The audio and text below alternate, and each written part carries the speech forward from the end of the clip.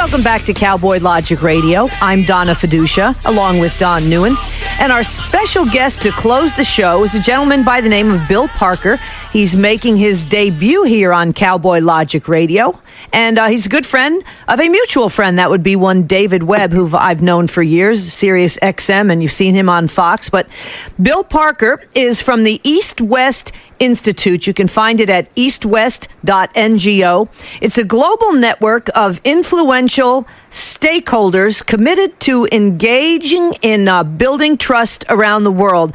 And basically, Bill, I take your organization as to be one that kind of tries to seek political outcomes as opposed to escalations, to bring it lightly. Am I correct in that assumption? Well, yes, that's a nice way to put it. And first, it's great to be on your show. I will tell you what East-West has been doing for 4 decades now is conflict prevention. So basically, we will go in with heads of state and others, but mostly heads of state, and try to prevent them from ratcheting up to the point where they go to war or where there's other conflict and loss of life. Now, you are a medical doctor as well? I am a PhD in molecular and microbiology. Oh, okay. Well, that's pretty darn good, too. So let me ask you what you think about what the situation is right now, obviously, with COVID-19. Well, COVID-19, obviously, a different variant of the coronavirus like SARS and MERS before it, but the infection rate is much higher at this point. Mortality rate, depending on which country you're in, ranges from 1% to about 5%. You're looking right now today at about 1.2 million infections and about 67,000 dead. That number is going to ratchet up significantly. It appears that this may be aerosolized instead of just contact virus, which makes the range of 6 feet actually a misnomer and should probably be much greater than that if you're talking about standoff distances, if in fact we confirm that it is aerosolized. Talk a little bit about the connections, and as you start to take us around the world, as I think this would be a great thing to do, starting with the connections between Italy and China, and the fact that moving freely between those two countries, it was just a breeding ground, really, for COVID-19. Well, that's absolutely right. Look, there's really 3 ways to stop this in general, and this is how it ends around the globe.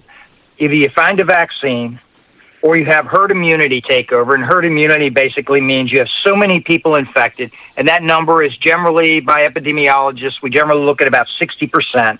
And when you get to about 60% infection in a large group, in this case the globe, you will get to the point where the disease basically gives up.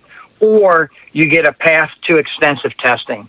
And it's that third part of a path to extensive testing plus containment that would help flatten the curve, the term that we now hear so very often. The reality is individual countries and the globe writ large did not do a very good job at all of containing. It took too long to respond to this because everybody was looking at the economy, and that's very important, no doubt about that, but we took too long to respond and say we're going to contain right now. If we would have done that earlier, you would not have had this transition and transmission between countries. Had China informed the World Health Organization and the rest of the globe that they had a potential pandemic event happening early enough, we probably could have kept this at least in China, if not in the Wuhan province. So the reality is containment didn't work. So now we need to do massive testing so that we know exactly who's infected, and those people that have tested positively, whether or not they have the antibodies, that they then are not able to be infected again or pass it to another person. How is another country held responsible? Now, you brought back the fact that if China would have disclosed this type of information or done their job properly, this may not even gotten out of the Wuhan province. I am absolutely in support of the fact that China has misled the world from the beginning on this and continues to mislead us with false numbers that are coming out of that country. Tell me how you feel that potentially China should either be punished for this or held accountable.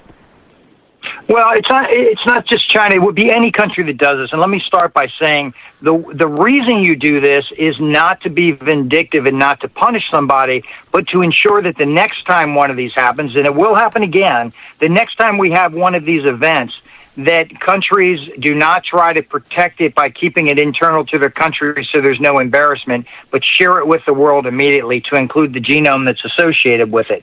So in my opinion, this is more a preventive measure for the next time. And in order to do that, you need to punish significantly that country that caused this pandemic, not just for the fact that you have massive human life loss, but also the financial impact that you're having around the globe.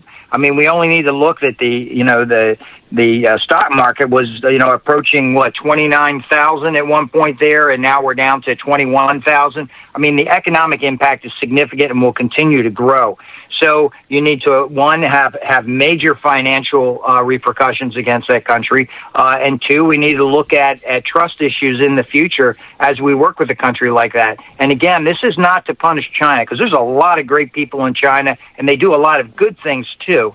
So we have some very positive relationships with China. But whether it's China or any other country, when you do something like that impacts the entire globe, you need to hold them accountable financially and politically and diplomatically in every other way possible. All right, go to the scenario that you discussed earlier, the herd scenario, where you get 60% infected and the virus gives up. I don't quite understand that concept. Help me understand that. Well, just from an epidemiological standpoint, that's the way it works. So a virus will do a couple things. It'll either die off, it'll mutate, or it'll go into some sort of submission for a period of time. So very often you hear that influenza, for instance, or standard influenza will go into submission when it gets really warm or really cold out, depending on which one it is. In this case, it doesn't look like that's happening. So what could happen is it mutates, where it changes and now it has a new target, or it says, I'm giving up. So this is a thinking, responding being, if you will, this virus. And so it will change to stay alive as long as it can. I mean, if it can't stay alive any longer, then it just gives up and dies. And so, again, from an epidemiological standpoint, what we normally see is somewhere between 60 and 70%. When it gets to that point, it says, I've infected everybody I can infect. I'm no longer useful. I'm looking around. I can't find anybody else to infect because everybody's infected, so I'm going away. And 60 to 70% is normally that number that we see. We're talking with Dr. Bill Parker of the East West Institute. Find all their great work at eastwest.ngo. It's basically an organization that works through diplomacy to develop sustainable solutions for today's major political economies and security issues. Bill, the thing that I see is, and I look at numbers, and I'm being a reporter, I look more at kind of who says what early on, and then the spin starts in. Now, Dr. Birx mentioned like a week and a half ago, the numbers don't add up. All of a sudden, then we hear 100 to 200,000 possible deaths. Well, I look at seasonal flu, which we don't hunker down for. We don't try to avoid. If anything, I think maybe washing hands and practicing social distancing might mean we have a lot less flu deaths next year, quite frankly. But I just don't see the numbers in this even so far, and I've been watching it now for a good week and a half. New York City has a third of the entire country's number, and I understand it's a lot worse there. The New York City media basically wags the dog in just about anything. But you've got 42 states with less than 125 deaths, and we're closing down an entire economy. Could it be better to let this work its way through? And people who are at high risk, like the elderly and those with pre-existing conditions, should take caution, not the entire country. My answer to that is absolutely not. I think that this, if you do that, it will continue to infect the population at 32% a day. Those are the numbers that come out of the Gates Foundation. Those numbers are based on some very stringent studies done, and you will continue to see this infection rate grow. So if you allow non-containment efforts to happen, you're going to have a massive growth of this much faster. If you look at the last few days in New York City, you will see that we went from 400 or 500 to 1,000 to now 2,000 in very short order in about a week. Los Angeles, Miami, potentially Dallas, New Orleans, other major cities are going to see this. But if this, in fact, is aerosolized, then you're going to see this spread even faster than it is already right now. So I think it's an absolute non-starter that you can't do containment. Now, I think there are other ways to contain the virus beyond just locking us up in our homes. Number one is you identify those people, you test. That needs to be the first three steps. Test, and test some more. You find out serologically who is actually tested positive for the disease. Therefore, they are probably, very likely, not going to get the disease again. Those individuals, therefore, you can send back to work in groups. The second group that you could start sending back to work are those people that have tested negative, and you put them in groups and put them in a factory and say, okay, you have these 100 people, they've all tested negative, you can work in this group, but you have to go straight back home, that kind of thing, and you start putting people back to work that way. And then the third way is you put people in proper protective personnel, or PPE, personal protective equipment, you get them in that equipment and you can get them back to work. And they can be three separate categories. That fourth category, the one you mentioned earlier, I think is very important, and that is those individuals who are very susceptible to death. Now, we know that there are a lot of younger people and healthy people that have passed away recently from this disease, but in general, those people whose immune systems are susceptible, and the elderly, because their immune systems are more susceptible, are the ones that we should not send back to work under any situation. I'm hearing that some of those young people that did pass away possibly were vaping, and some had pre-existing conditions. I know for a fact, out of the 3 cases in my county, I don't know about the third, but 2 out of the 3 were elderly with pre-existing conditions, and yet their cause of death was listed as COVID-19. So I'm just really skeptical about this. I mean, if you look at the Spanish flu, and that was, what was it, 1918, 1920, around that area? It was 100 years ago, that's correct. Okay, that's correct.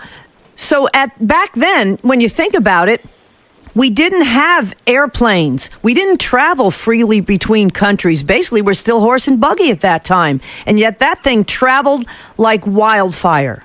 And this, you've got people all over the place. Quite honestly, you had a Chinese New Year in New York City, and even then, the mayor was saying, "Oh, go on and have fun."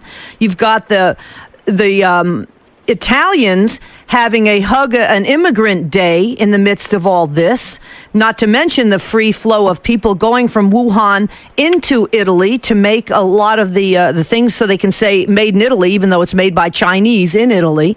And then you've got New Year's Eve, and we know now it probably was here in December. Gosh, you got almost 1 million people in Times Square just alone.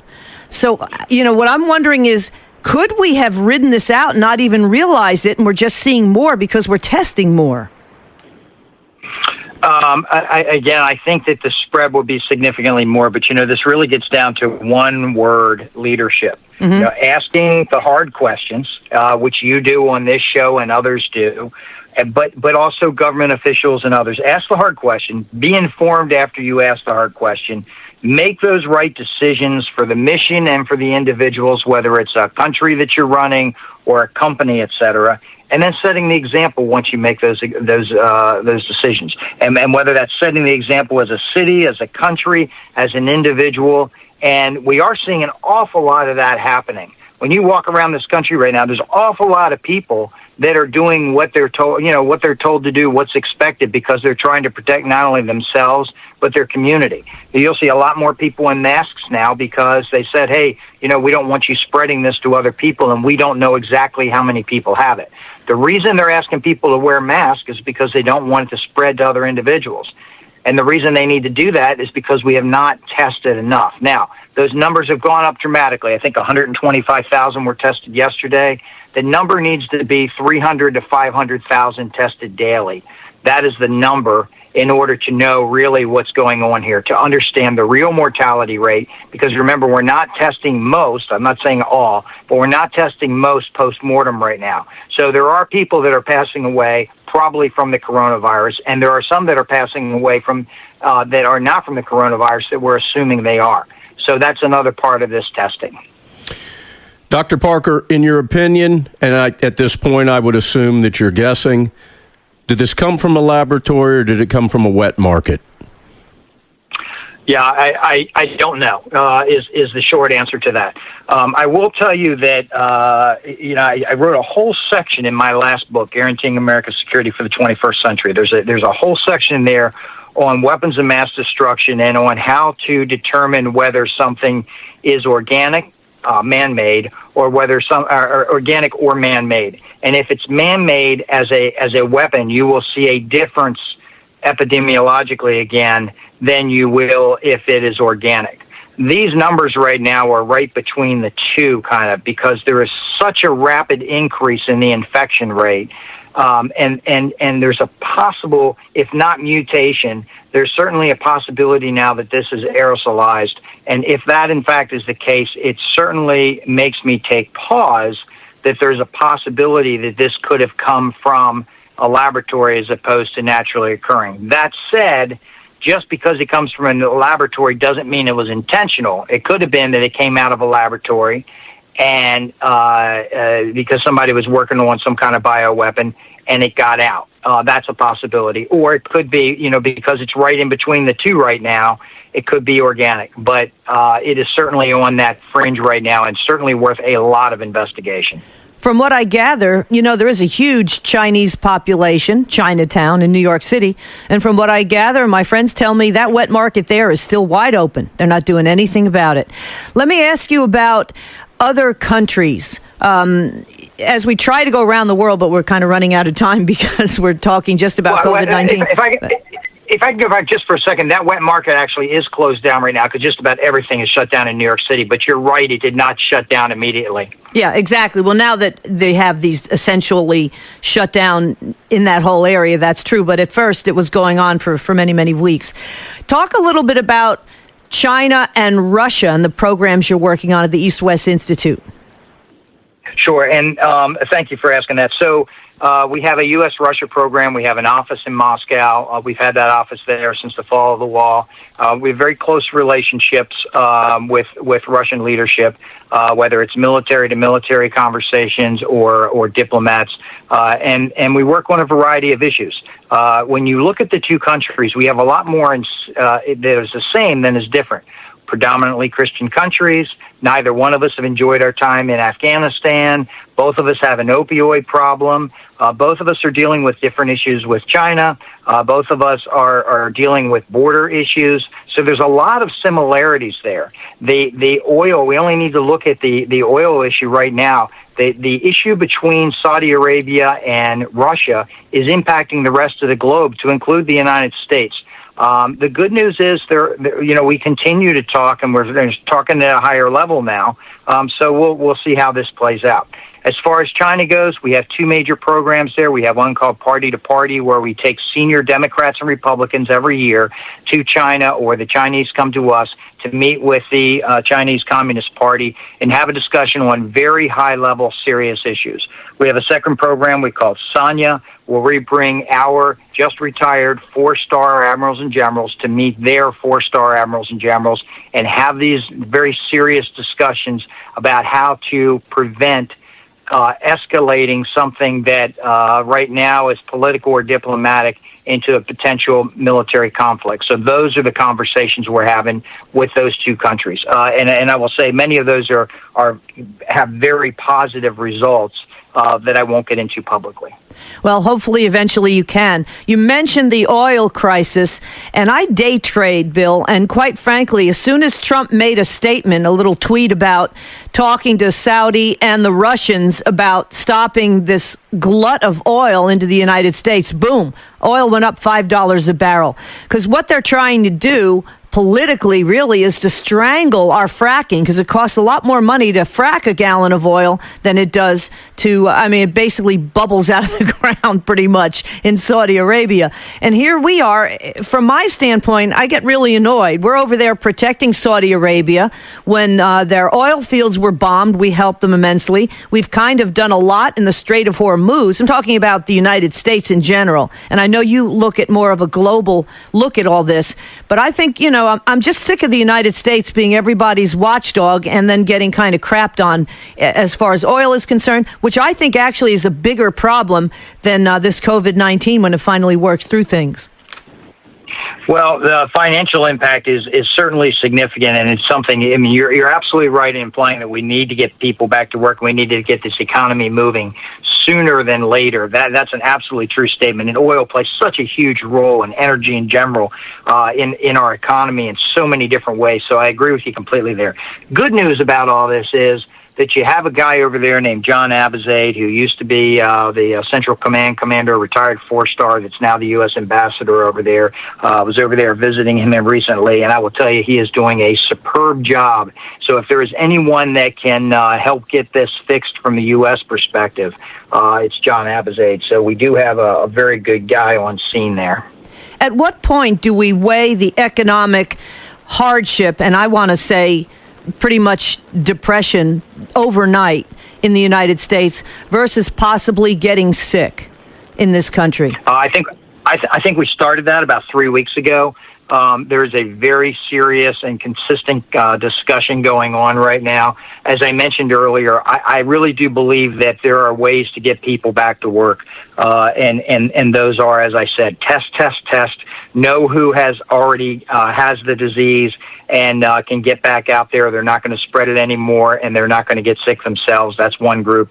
The second group are those individuals who had tested negatively. Continue to contain them within groups, so you just have a larger family. Now you have your working family, if you will. So now you can only interact with your working family, and they can only interact with their initial families.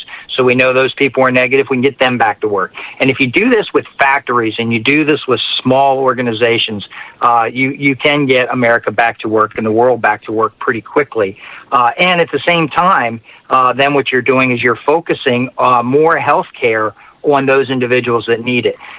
Finally, I would say that, this is one area where Germany just did an absolutely outstanding job with the way they did things. They put guys in suits, and basically in chem bio suits, put them in vehicles, and they went house to house, took blood tests, and said, okay, you guys are negative, you guys are positive. You guys are positive, we're going to come back in 2 days because more than likely we're going to have to put you in the hospital, and it's going to be a quick dip.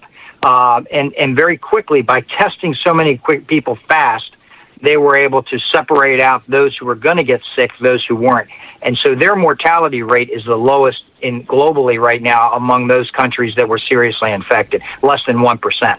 And that's how they got at it. And so, again, test, and then we can get people back to work. But the Germans, quite honestly, are pretty clean people, too. We got to sit here and tell people to wash their hands. I just find that to be pretty disconcerting. All right, we only have a couple minutes left. Talk a little bit about, though, Iran and Pakistan and India.